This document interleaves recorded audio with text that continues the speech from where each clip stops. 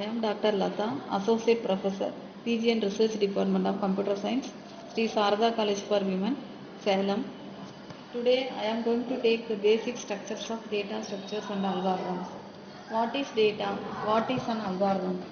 So, data is nothing but it is a collection of informations. What is an algorithm? Algorithm, it is defined as a process, a procedure, a method or recipe.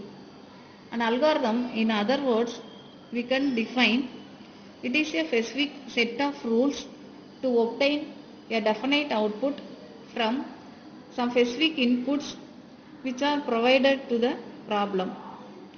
The data structure, it is commonly connected with the design and implementation of efficient algorithms. Data structure, so it deals with the study of methods, techniques and tools to organize or structure the data. So these are the basic concepts of data, algorithm, etc. So next, history of algorithms. The word algorithm, it is originated from the Arabic word algorithm. The word algorithm, it is linked to the name of the famous scientist, Arabic mathematician.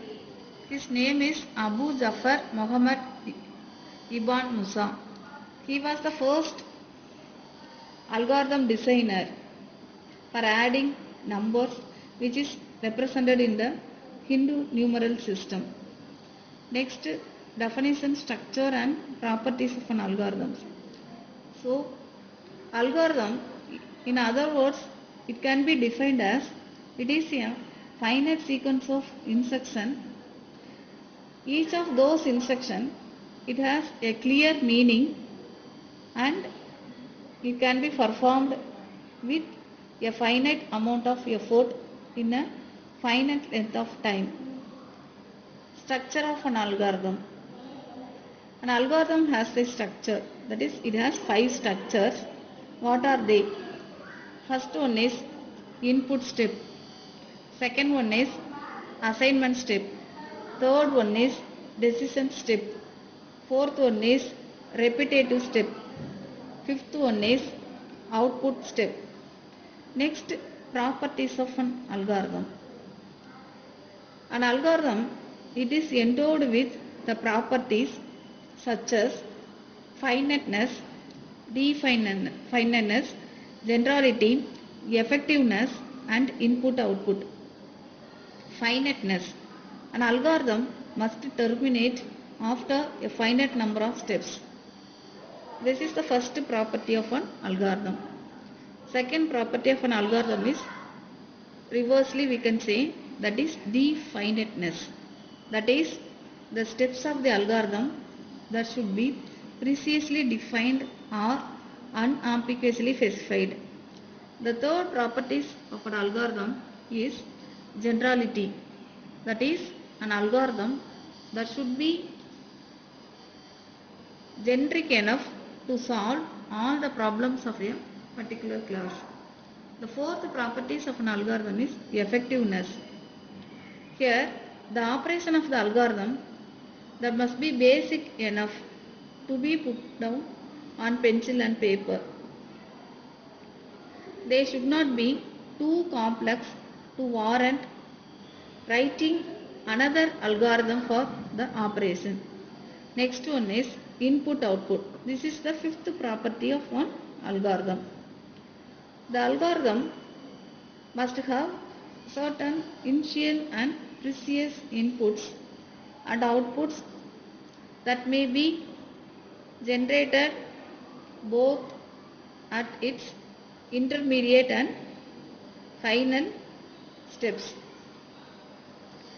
Generally, if you are talking about an algorithm, the algorithm, it does not enforce a language, it does not enforce a mode for its expression, but the algorithm demands adherence to its properties.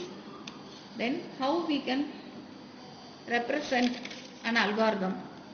So the algorithm, it may be represented using pictorial representations, that is known as flow chart. So the pictorial representation of an algorithm, it is known as flow chart.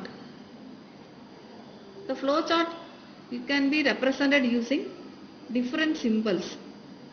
For example, to start, to stop, mostly we are using oval symbol. For decision making, we are using parallelogram symbol. For assignment, we are using decision symbol. So these are the different symbols we are using in the flow chart. So mostly for the representation of an algorithm, we are using pictorial representation using different symbols, that is known as flow chart. An algorithm which is encoded in a programming language for implementation in the computer, it is called a program. So next concept, development of an algorithm. So there are some 8 steps that are used, that are described, that are involved in the development of an algorithm. What are they? First one is problem statement. Second one is model formulation. Third one is algorithm design.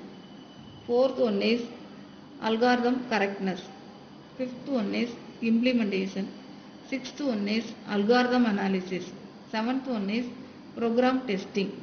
Eighth one is documentations. So these all are 8 steps which are involved in the development of an algorithm. Once a clear statement of the problem is done, the model for the solution of the problem, that is to be formulated. That is the first step, that is known as problem statement. So next step is to design the algorithm which is based on the solution model, that is to be formulated. This is what is known as the second step, that is model formulation. Next we can see the role of data structures. The right choice of the data structure needs to be made at the design stage itself, since the data structure, it influences the efficiency of the algorithm. Once the correctness of the algorithm is checked and algorithm it is implemented, the most important step of measuring the performance of the algorithm is done. This is what is termed as algorithm analysis. Next, abstract data types. So what is data type? Already we discussed what is data. So data is nothing but it is a collection of information. Next, what is data type?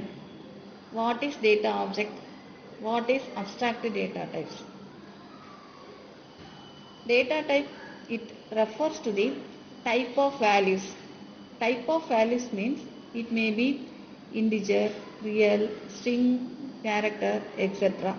that the variables in a programming language that hold. Programming language, it may be anything, C, C++, Java, etc. So the term data type, it refers to the type of values that the variables in a programming language that hold. So already I told you integer, real, character, boolean, etc. These all are examples of data types. So the data types of integer, real, character, boolean, these data types, they are inherently provided in a programming languages such as C, C++, Java, etc., which are referred to as primitive data types. So what is data object? A list of elements, it is called as data object. List of integers, list of alphabetical strings are known as data object. Next, what is an abstract data type? The data object which constitute the data structure and their fundamental operations are known as abstract data types. So the data objects which comprise the data structure and their fundamental operations are known as abstract data type. In other words, abstract data type, it is defined as a set of data objects defined over a domain, and also it supports a list of operations which is represented by the variable O. The domain is represented by D. So next, an abstract data type, it promotes data abstraction and focuses on what a data structure does rather than how it does. It is easier to comprehend a data structure by means of its abstract data type. Why? Because it helps a designer to plan on the implementation of the data objects, and also it support operations in any programming language belonging to any paradigm such as procedural or object oriented or functional, etc. One data structure calls for other data structure for its implementations. So the implementation of a stack and queue data structure, it calls for the implementation using either arrays or list. While deciding on the abstract data type of a data structure, a designer may decide on the set of operations that are represented by the variable O that are to be provided, which is based on the application, and accessibility options which is provided to a various users making use of abstract data type implementations. Next, classification of data structures. The data structures are broadly classified as linear data structure and non-linear data structures. Linear data structure are unidimensional in structure. This linear data structures, it represent linear list. It can be classified as this linear list, sequential and linked representations. Under sequential representation, arrays, stacks, queues, priority queues are described. Under linked representation, linked list, linked stack, linked queue, these all are described. So we can say these are the example for single linked representations. So sequential representation, array is one of the sequential representation. So what is an array? How we can define the term an array? So array is nothing but it is an abstract data type whose objects are sequence of elements of the same type. Next, what are the two operations that are performed on array? So the two operations that are performed on array are store and retrieve. Next one is stack. How we can define the term stack? What is a stack? Stack is nothing but it is an order list with the restriction that the elements are added or deleted.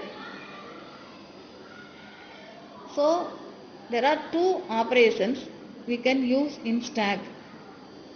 So stack is an order list with the restriction that the elements are added or deleted from only one end of the list.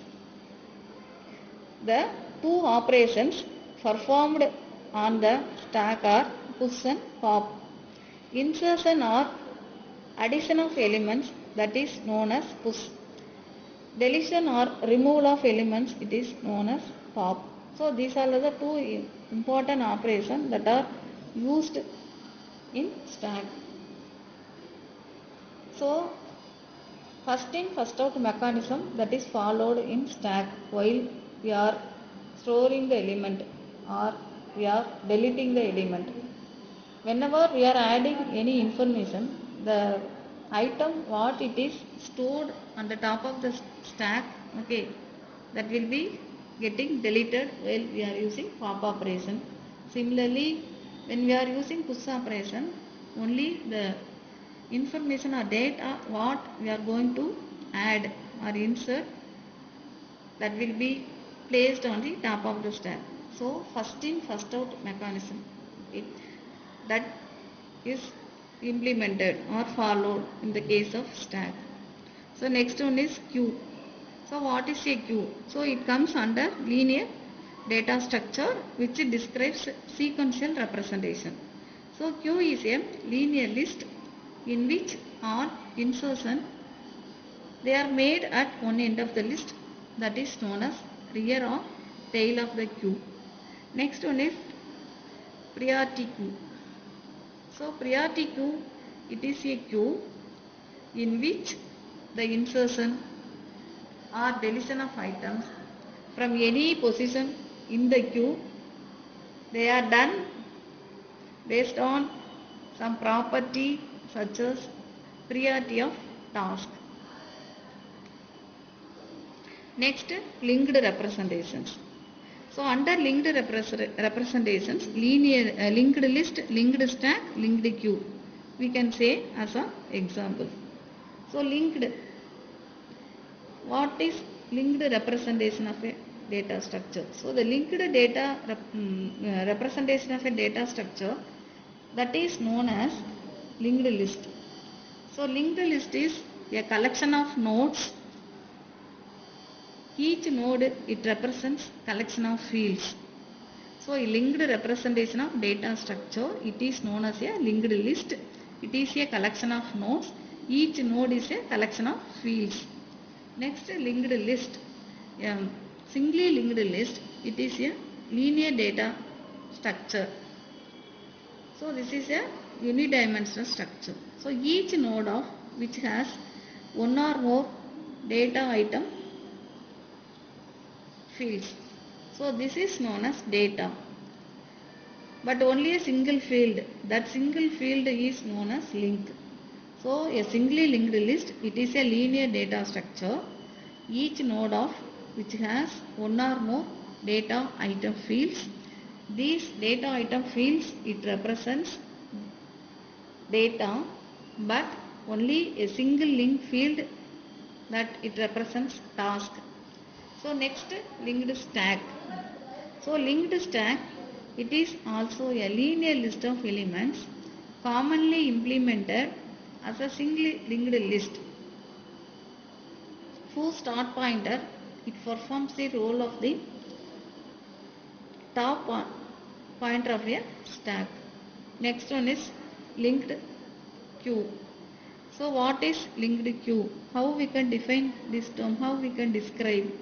So linked queue is nothing but it is a linear list of elements commonly implemented as a singly linked list with two pointers.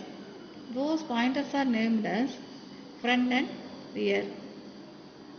So next classification is non-linear data structure. So trees and graphs, these all are examples we can say for non-linear data structure. How we can describe the term tree? What is a tree?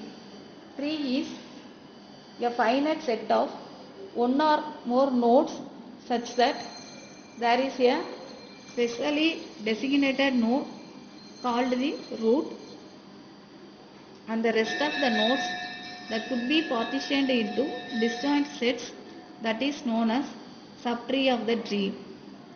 So a node, in the definition of the tree, it represents an item of information and the links between the nodes, that is known as branches. That branches in the tree that represent an association between the items of information. Next one is graph, that also we can describe under non-linear data structure. So what is a graph? So graph, it is defined as using vertices and edges. So the variable g, it represents graph, v, it represents vertices, e, it represents edges. So a graph, it is defined as g equal to v comma e. That will consist of a finite non-empty set of vertices, also called points or nodes. A finite set of unordered pairs, arcs or links. All deletions are made at the other end, that is known as front or head of the queue.